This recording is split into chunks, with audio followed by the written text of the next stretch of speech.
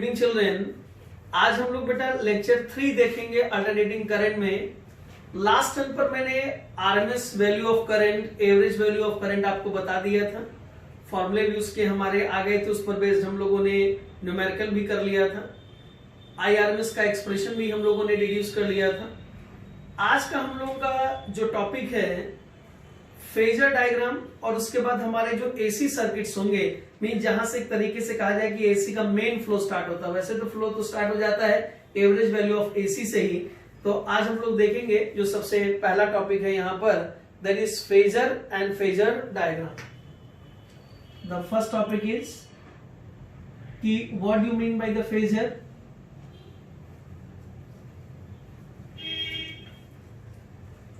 Phasor and phasor diagram।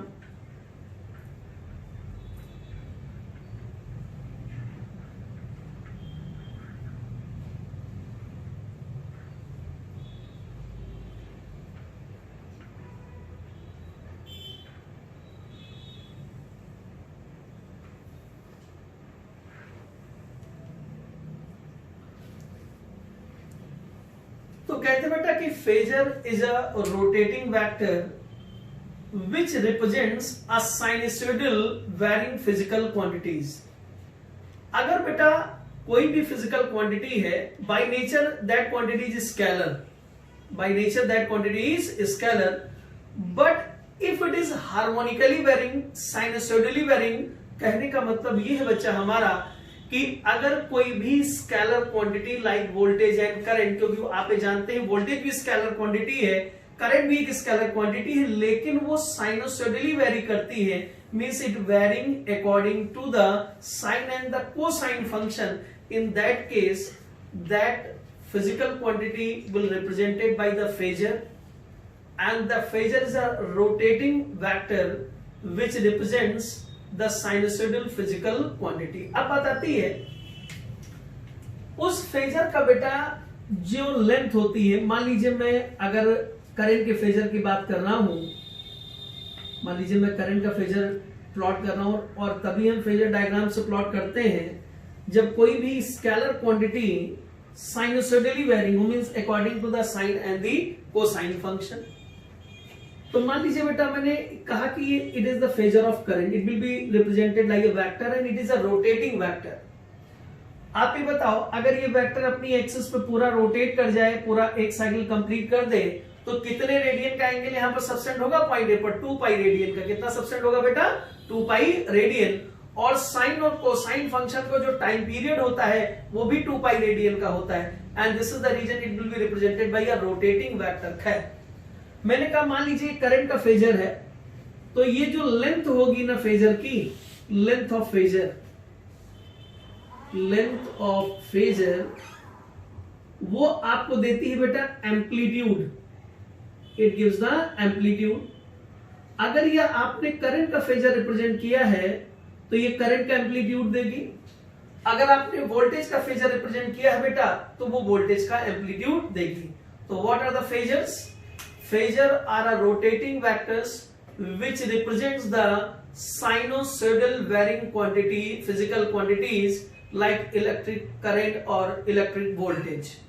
अब बात आती है, it is a rotating vector which rotates with the angular velocity omega and at any time t, अगर इसका second point बोले, it is a rotating vector which rotating with the angular velocity omega and at any time t with the horizontal, इसने जो यहां पर angle subtend किया, this angle is called the omega t। और इसी angle omega T को हम phase कहते हैं। क्या कहते हैं? This angle omega T that is called the phase. क्योंकि जब आपने एसएचएम पढ़ा होगा, मैं जरा कोरिलेट कर रहा हूं, एसएचएम से आपको लेना देना नहीं, बस एक सिमिलरिटी के लिए, तो आप देख सकते थे कि साइन और कोसाइन फंक्शन के अंदर जो आर्गुमेंट लिखा होता था, उस आर्गुमेंट को बच्चा तुम क्या कहा करते थे? फेज कहा करते थे। तो ये जो ओमेगा टी है, it is the phase at any time t है। तो बात आती है कि अगर कोई भी scalar quantity like voltage and current it varying sinusoidally, then it will be represented by a rotating vector, that rotating vector is called the phasor. दूसरी बात बेटा कि phasor is a rotating vector which rotates with the angular velocity omega, जहां पर omega की value कितनी होगी, अगर पूरे एक रोटेशन का टाइम पीरियड हम टी कह दे तो omega will be equals to 2 pi by T, जहां पर जो ओमेगा है that will be equals to 2 pi divided by capital T. मैंने कहा कि अगर हम फेजर को एक वेक्टर की तरीके से ट्रीट कर रहे हैं, ध्यान दीजिएगा, फेजर को अगर हम एक वेक्टर की तरीके से ट्रीट कर रहे हैं, मैंने कहा अगर इसको हम कंपोनेंट्स में रिजॉल्व कर दें अलोंग टू परपेंडिकुलर कोऑर्डिनेट्स, तो यहां पर ये हमें इंस्टेंटेनियस वैल्यू देगा। इसका जो इंटरसेप्ट आएगा, अगर इस इंटरसेप्ट की बात करो तो आप जानते हो कि ये कंपोनेंट कॉस का और ये कंपोनेंट साइन का, एंगल के अलोंग थोड़ा तो कॉस, कॉम्प्लीमेंट के अलोंग टूटा तो कितना है I nought, this will give the I nought cos omega t, it is the I nought cos omega t. और यहां पर देखा जाए तो this component will be I not sine omega t. आप इस फंक्शन से भी करंट को रिप्रेजेंट करते हैं, आप इससे भी रिप्रेजेंट करते हैं। मींस जो कंपोनेंट है इसके, the resolved components of the phasor will give the instantaneous value of the current. अगर एट एनी टाइम टी हमें करंट डिनोट करती तो इससे भी हम डिनोट कर सकते हैं, इससे भी डिनोट कर सकते हैं। अब देखो ये मान लीजिए आपने इस पे टी प्लॉट किया, टी इज इक्वल टू 0 पर अगर करंट आपकी मैक्सिमम है that is plus I not है, देन ऐसे केस में हम कॉस से रिप्रेजेंट करते हैं, हम आपको पहले भी बता चुके हैं, आई इक्वल्स टू आई नॉट। और टी इज इक्वल टू 0 पर अगर करंट आपकी 0 है तो ऐसे केस में साइन से रिप्रेजेंट कर देता है, that is I equals to I not sine omega T.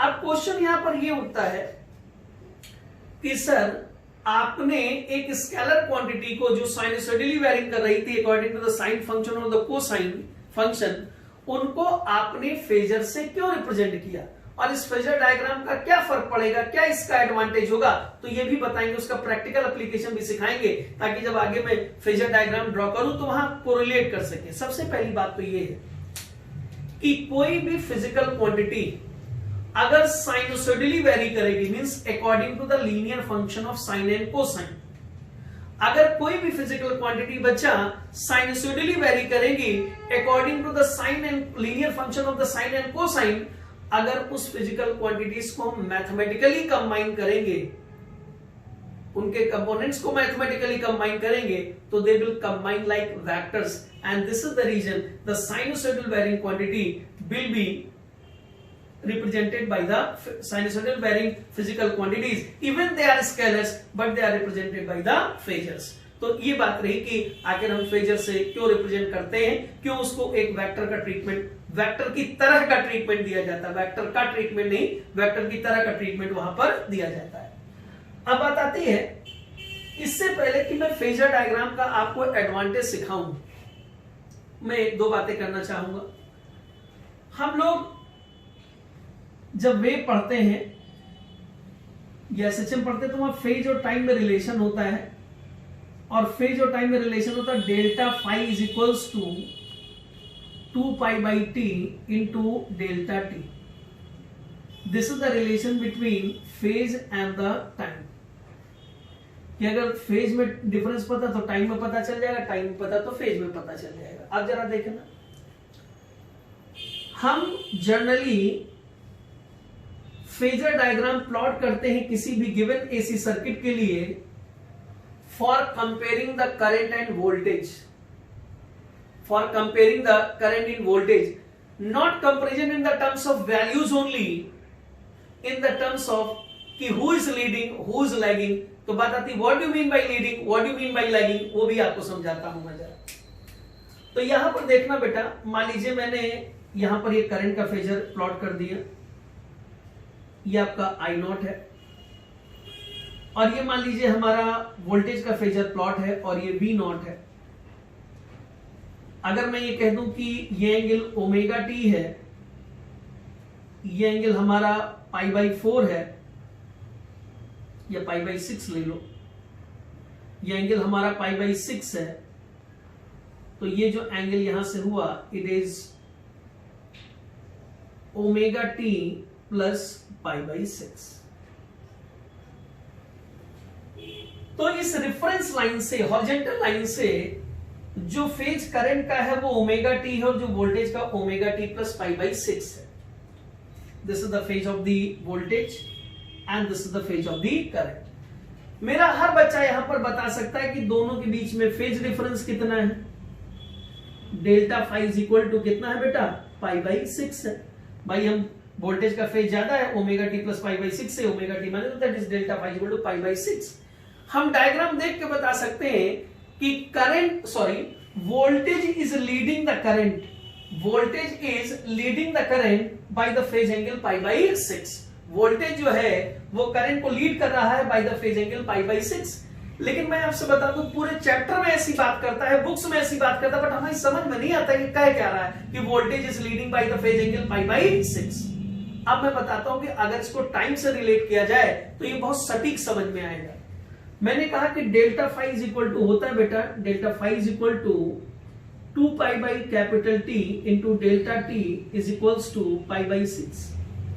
पाई और पाई कैंसिल हो गया और यहां पर अगर मैं डेल्टा टी निकालूं तो delta T is equal to आ गया delta T is equal to t divided by 12, 1/12 of the time period. मतलब ये हुआ कि अगर एसी की एक साइकिल का, बट ऑब्वियसली दोनों की एंगुलर फ्रीक्वेंसी ओमेगा है, दोनों करंट हो चाहे वोल्टेज हो, दोनों की साइकिल एक ही, मतलब दोनों का जो टाइम पीरियड है वो एक ही है।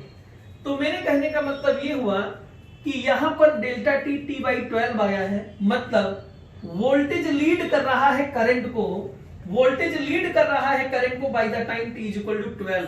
बता दी सर, अभी भी बात पर लेनी पड़ी जो आप मुझे बोल रहे हैं कि वोल्टेज लीड कर रहा है करंट को by the time T is equal to 12। इसका मतलब क्या हुआ? मैंने कहा इसका मतलब ये हुआ जो चेंजेस करंट में आ रहे होंगे, मैं दोनों के रिस्पेक्ट में बोलूंगा, पहले लीडिंग का टर्म समझ लो, जो चेंजेस करंट में आ रहे होंगे वो चेंजेस किस t बाई 12 टाइम पहले ही, इस t बाई 12 टाइम में पहले ही वोल्टेज में आ चुके हैं। मतलब अगर मान लीजिए किसी टाइम t पर वोल्टेज करंट आपका मैक्सिमम हुआ, उससे t बाई 12 टाइम पहले ही, कैपिटल T बाई 12 टाइम पहले ही वोल्टेज मैक्सिमम हो चुका है। अगर किसी टाइम पर साइकिल के दौरान करंट जीरो हुआ, उससे t बाई कैपिटल 12 टाइम ही पहले वोल्टेज जीरो हो चुका है। अगर किसी भी टाइम पर करंट ने अपने डायरेक्शन को चेंज किया, उससे t बाई 12 टाइम पहले ही वोल्टेज अपनी पोलैरिटी को बदल चुका है। कहने का मतलब हमारा ये साफ है कि अगर मैं कह रहा हूं ये लीड कर रहा है, मींस उतने टाइम से ये वोल्टेज आगे चल रहा है। जो चेंजेस वोल्टेज में, अब सुन लो उल्टा इसका, जैसे मैं कह सकता हूं कि voltage is leading the current by the time t is equal to t by 12, वैसे मैं ये भी तो कह सकता हूं current is lagging the voltage by the time t is equal to 12। Current is lag behind, जिसे अब करंट के रिस्पेक्ट में बात कर लेते हैं। अगर मैं कह रहा हूं करंट लैग कर रही है by the phase angle pi by 6 या टाइम t बाई 12, इसका मतलब ये हुआ कि जो चेंजेस वोल्टेज में आ रहे हैं वो t बाई 12 टाइम बाद सेम चेंजेस आपको करंट में देखने को मिलेंगे। If I am saying that current is lagging by the phase time t by 12, by the phase angle pi by 6 और by the time t by 12। मतलब ये हुआ कि अगर t is equal to 2 second पर करंट, यहां पर t is equal to 2 second पर अगर वोल्टेज मैक्सिमम है तो उससे t2 plus t by 12 second के बाद करंट मैक्सिमम होगी। मींस करंट उन्हीं चेंजेस को पीछे से फॉलो करेगी, कितने टाइम बाद? t by capital 12। तो this is the meaning of कि कैसे हम फेज को लिखें, कैसे फेजर डायग्राम का यूज करें और फेजर डायग्राम हमें कौन कौन सी इंफॉर्मेशन वहां पर दे सकता है। तो यहां पर हम, और ये ध्यान देना, हम फेज तभी कंपेयर कर सकते हैं जब दोनों के दोनों मींस करंट और वोल्टेज सेम फ्रीक्वेंसी के हो, मींस उन दोनों की ओमेगा आपकी सेम होनी चाहिए। रेजिस्टेंस ओनली करते करते भैया फर्स्ट बुक खत्म करने वाली हो गई। Circuit containing resistance only.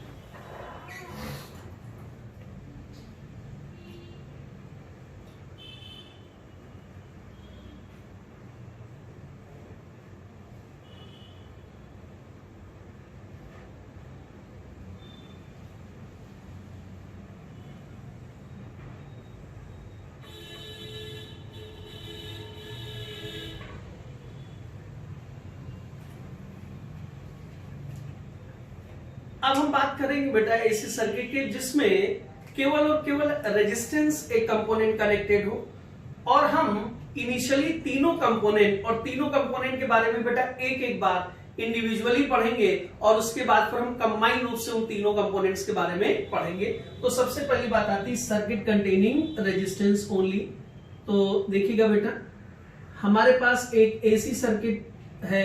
AC circuit का मतलब ये हुआ कि हमने वहां पर एसी वोल्टेज यूज किया हुआ है, एसी वोल्टेज यूज किया है। यहां पर बेटा हमने एसी वोल्टेज अप्लाई किया, this is the applied AC voltage, और ये रेजिस्टेंस यहां पर कैपिटल आर है। मैंने कहा बेटा at any time T let the applied voltages, मैंने कहा बेटा let at any time T, at any time t the applied voltage is V equals to V naught sin omega t. The applied voltage is V equals to V naught sin omega t. मतलब ये हुआ पहली चीज। तो इस statement का मतलब समझ जाओ, ठीक है ना, और यही बार बार लिखना है, इसलिए पहली बार बोलो करेंगे। इसमें क्या समझा रहा हूं, समझ में हमारी आ रहा है। मैंने कहा कि एट एनी टाइम टी मान लेते हैं अप्लाइड वोल्टेज जो है वो V है, टाइम की वैल्यू डालेंगे, वोल्टेज की वैल्यू आपको मिल जाएगी। मींस हमारी बात क्लियरली समझ में आ जाना चाहिए कि यहां पर लगातार टाइम के साथ वोल्टेज वेरिंग है बेटा, ठीक है। अगर इसी टाइम पर मुझे करंट चाहिए हो कि करंट इन द सर्किट कितना है एट सेम टाइम टी, अगर मुझसे कोई कह दे what is the current in the circuit at same time t, तो देखना बेटा एट सेम टाइम टी की बात करें तो एट सेम टाइम टी अगर आपको करंट निकालना है तो current at any time T is equal to होता voltage at that time divided by resistance, that is I equals to V divided by R। This implies that I equals to V को अगर हम देखें तो that will be equals to V not sine omega t and divided by resistance, that is V nought divided by R। Peak value of voltage divided by resistance, ये बताओ maximum value of voltage divided by resistance will give the maximum current और not. बेटा peak value of voltage divided by resistance means maximum value of voltage divided by resistance will give the maximum value of current, means simply you can say the peak value of current, and this implies that यहां से जो हमें current का expression मिलेगा that is I is equals to I naught cos omega t, I equals to I naught cos sorry I equals to I naught sin omega t। Means यहां पर अगर हम ध्यान से देखें कि यहां पर भी अप्लाइड वोल्टेज भी साइन का फंक्शन है, जो करंट आया है वो भी साइन का फंक्शन है, यहां पर भी फेज ओमेगा टी है और यहां पर भी फेज ओमेगा टी है। तो पहले फंक्शन को टैली करते हैं कि दोनों सेम है या नहीं है, तो दोनों साइन है और दोनों का फेज एंगल सेम है। तो क्या बेटा हम लोग इक्वेशन देख के ये कह सकते हैं current and voltage are in the same phase. जब मैंने ये कहा बेटा कि current and voltage are in the same phase, तो व्हाट वी आर इंटरप्रेटिंग, वहां से इंटरप्रिटेशन हम क्या निकालें। अगर मैं ये कह रहा हूं कि करंट और वोल्टेज दोनों सेम फेज में है, मायने ये हुआ कि जिस टाइम पर करंट जीरो उस टाइम पर वोल्टेज भी जीरो, जिस टाइम पर करंट मैक्सिमम, जिस टाइम पर वोल्टेज मैक्सिमम उस टाइम पर वोल्टेज करंट भी मैक्सिमम, जिस टाइम पर वोल्टेज ने पोलैरिटी चेंज करी उसी टाइम पे करंट ने अपने डायरेक्शन को चेंज किया। This is the meaning of कि both the current and voltage are in the same phase. ये बात रही कि what do mean by the same phase. तो ये तो इक्वेशन के बेस पर आपने कंपेयर कर दिया और आपने कहा कि प्योर रेजिस्टिव सर्किट में V and I are in same phase, V and I are in same phase। Voltage और करंट आपके सेम फेज में होंगे, voltage and current are in the same phase. अब हम यहां पर बात करते हैं फर्स्ट पॉइंट।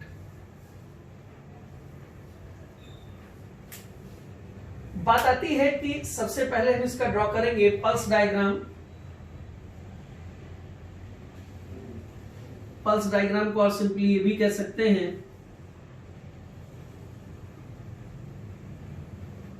कि मैंने वोल्टेज इस पर V और I की जो पल्सेस होंगी वो किस तरीके से वैरी करेंगी वो हम लोग देखेंगे। यहां पर pulses of V and I, ये आपका प्लस V0 है, ये आपका माइनस V0 है, ये आपका प्लस I0 है और ये आपका माइनस I0 है। यहां पर बेटा अगर हम वोल्टेज की पल्स को प्लॉट करें और इस पर हमने टाइम को प्लॉट कर दिया है, अगर आप रेडियन के टर्म्स में प्लॉट करना चाहते हैं तो ओमेगा टी आपको लिखना पड़ेगा, अगर पाई के टर्म्स में लिखना चाहते हैं, और अगर ऐसे लिखना चाहते हैं तो टी लिख दिया हमने। मैं भी आपको बता रहा हूं क्या मैं कह रहा हूं। This is the pulse of voltage. T is equal to T by 4 है, ये T is equal to T by 2 है, ये T is equal to 3t by 4 है और ये T is equal to T है। तो अगर तुमने T लिखा है तो ये कैपिटल T के टर्म्स में प्लॉट किया। अगर यहीं पर मैं रेडियंस में जाता, मतलब यहां पर फेज एंगल प्लॉट करता टाइम की जगह पर, तो यहां पर प्लॉट करता पाई बाई 2, यहां पर प्लॉट करता पाई, यहां 3 पाई बाई 2, यहां 2 पाई।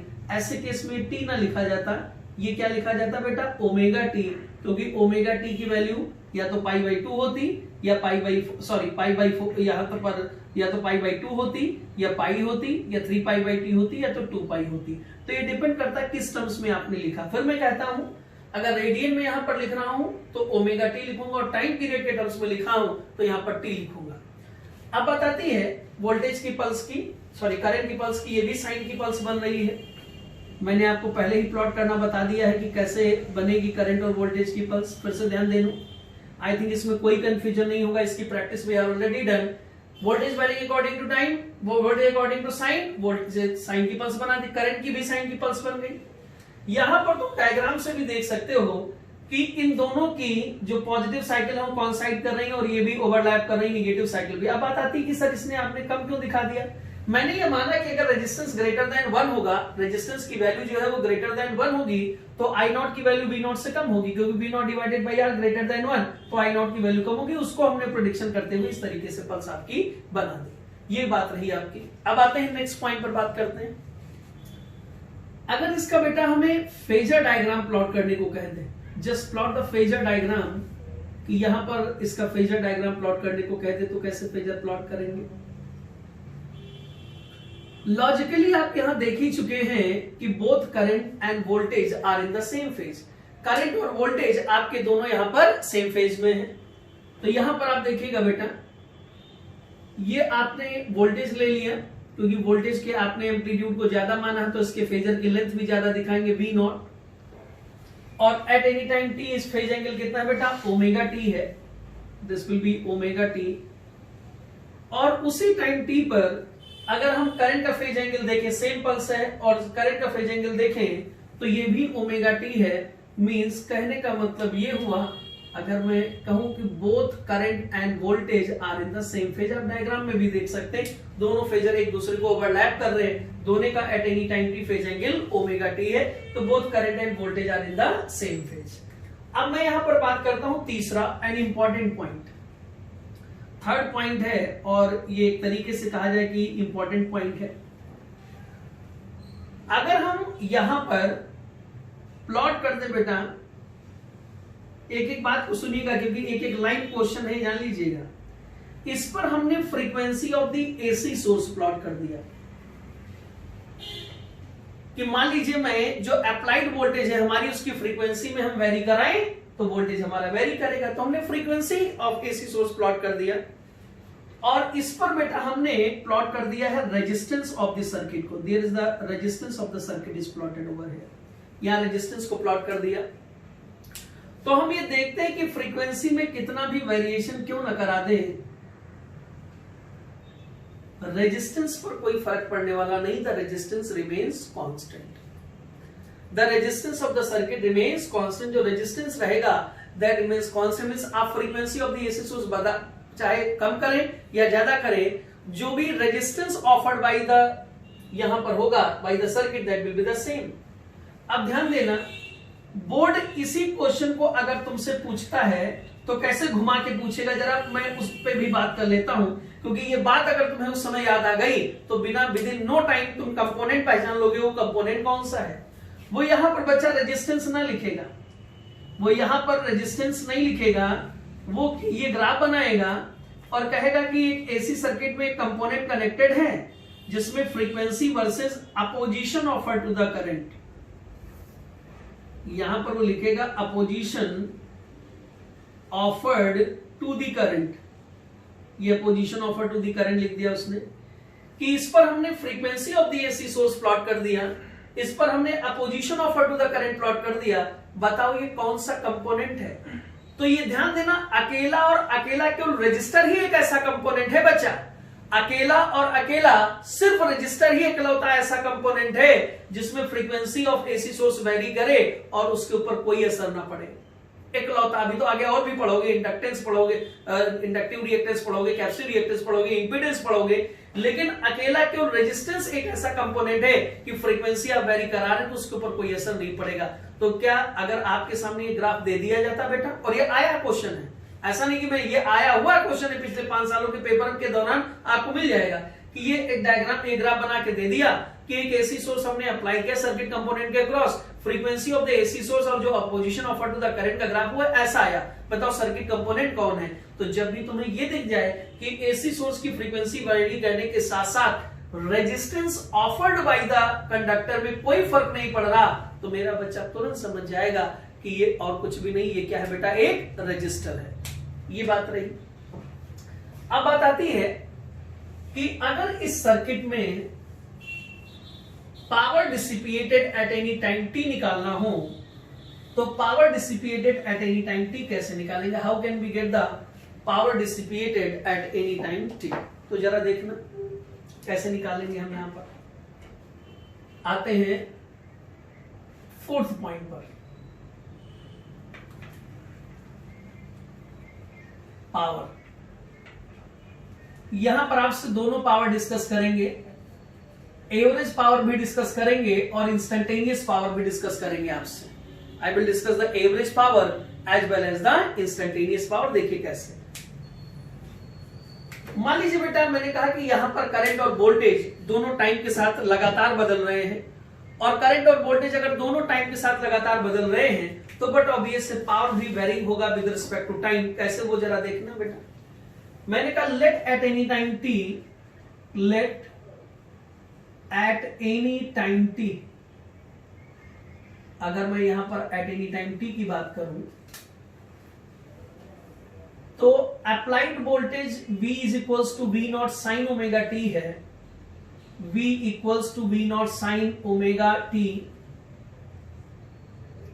V equals to V not sine omega t, and उसी टाइम पर जो करंट सर्किट में है वो है I equals to I naught sine omega t. ये भी आपने फाइंड आउट किया।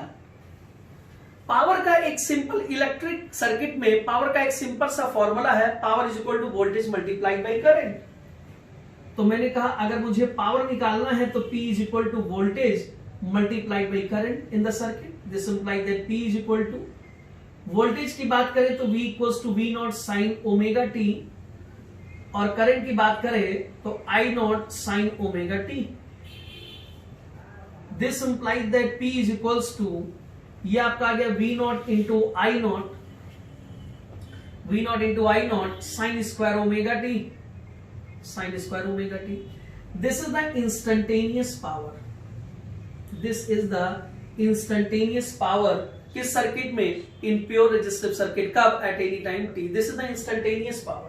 टी की वैल्यू डालोगे आपको पावर मिल जाएगी। अब मान लीजिए, ध्यान देना जरा, मैथमेटिक्स पे गौर करते चल रहा, रट्टा मारोगे तो दिक्कत कर देगा, ये जान लेना। अब मान लीजिए मैं एवरेज पावर चाहता हूं। जनरली हम एवरेज ओवर कंप्लीट साइकिल निकालते हैं। जनरली हम, ध्यान देना, it is not the power, सिर्फ पावर नहीं है ये, मतलब पावर का मतलब सिर्फ पावर का मतलब नहीं कि पावर ये instantaneous power means power is given as a function of time.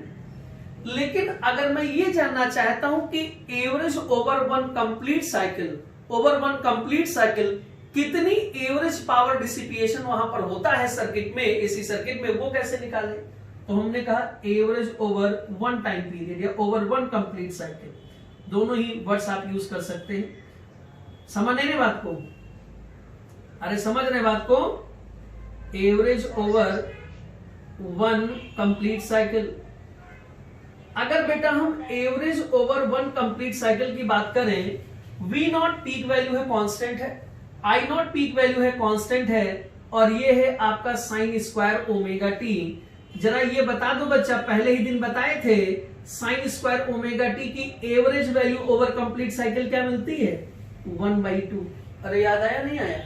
It will be equals to 1/2 and this implies that यहां पर P की जगह अब P एवरेज आ गया and that will be equals to 1/2 V naught into I naught, ये peak value के terms में आ गया।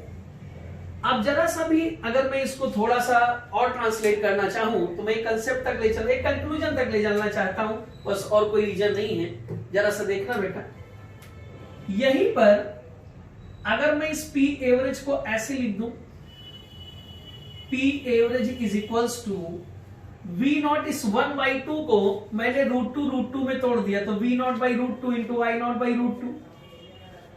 ये बताओ, कुछ सुना सुना ये लग रहा है? कभी मैंने मतलब पूर्व जन्म में कभी पढ़ाया हो मैंने तुम्हें? बोला? ये बच्चा नहीं बोल रहा। V नॉट बाई √2 क्या हुआ? VRMS हुआ या नहीं हुआ? It will B VRMS। और आई नॉट बाई √2 बच्चा क्या हुआ? IRMS। कल हम लोगों ने ये फॉर्मूला पढ़ा था। तो यहां से अगर देखा जाए तो हमारी जो एवरेज पावर आरएमएस के टर्म्स में आ गई, RMS voltage and RMS current के टर्म्स में, तो जरा देखना P एवरेज कितना आ गया। This implies that P average is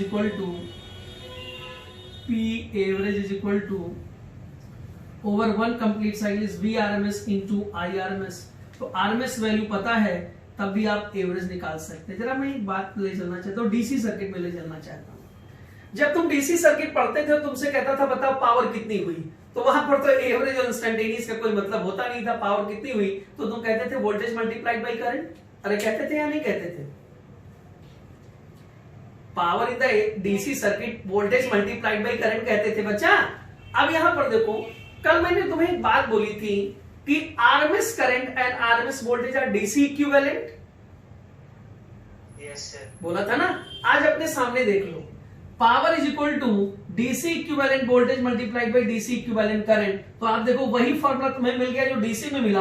अगर VRMS को मैं डीसी इक्विवेलेंट वोल्टेज मान लूं और IRMS को डीसी इक्विवेलेंट करंट मान लूं, तो ओवर वन कंप्लीट साइकिल ये डीसी इक्विवेलेंट का फॉर्मूला आ गया कि नहीं आ गया? yes, तो ये बात रही कि किस तरीके से हम average power consumed over complete cycle निकालेंगे। अब मैं यहीं पर थोड़ी सी और खुरापात सूझ रही, इसको भी जरा हम लोग देख ही लेते हैं। जरा देखना बच्चा यहां पर,